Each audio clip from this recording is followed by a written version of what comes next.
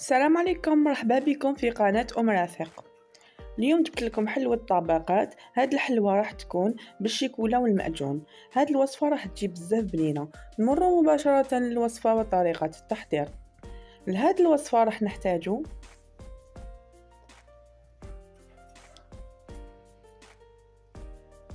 نجيبو ان ريسيبيون، نديرو فيه 250 غرام زبدة دايبة ما تكونش سخونة.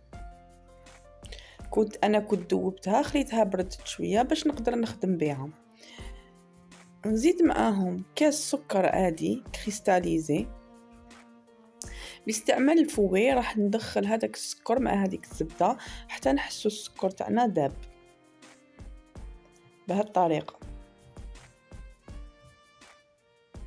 هنا بعد ما دوبت هذاك السكر مع الزبده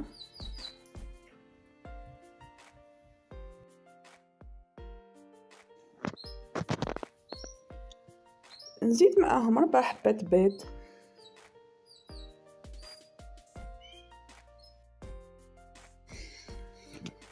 نخلط كلشي بالفوي، هذيك الزبده مع هذاك السكر والبيض حتى نحسو كلشي يدخل في بعضه،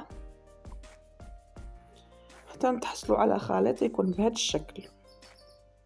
نزيد معاهم باكي فانيليا ولا لا فاني، نخلط كلشي. بعد ما خلطت كلشي نبدا نزيد في الفرينه. حطيت الكاس الاول، زدت معاهم كيس خميره الحلويات ولا لا ليفر شيميك، زدت الكاس الثاني،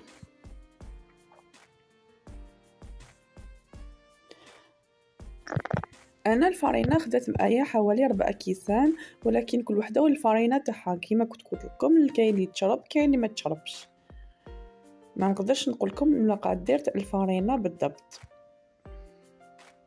نكمل نطم العجينه ديالي بهالطريقه. هنا لازم نطمو، ما لازمش نعجنو. كما تعرفوا الحلوي كاين حلويات ما لازمش نعجنوها. بعد ما طميت كامل العجينه نجيبها نقسمها على 3 بهالطريقه، نديرهم نشكلهم ديبول ونحطهم يريحوا. هنا راح نخليهم يريحوا حوالي 10 دقائق غير باش تنحط لنا العجينه. جبت بابي كويسون، حليت الطبقه الاولى بهذا الشكل كما راه موضح. جبت سنيوه اللي تدخل الفوغ، حطيت فيها هذيك العجينه اللي كنت حليتها. راح نجيب فرشيطه، راح نسقمها كامل، نسويها على حسب القيس تاع السنيوه اللي استعملتها.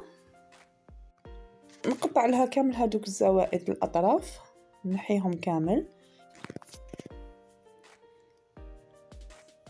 بعد ما سويت لها كامل الاطراف تاعها راح نجيب من فرشات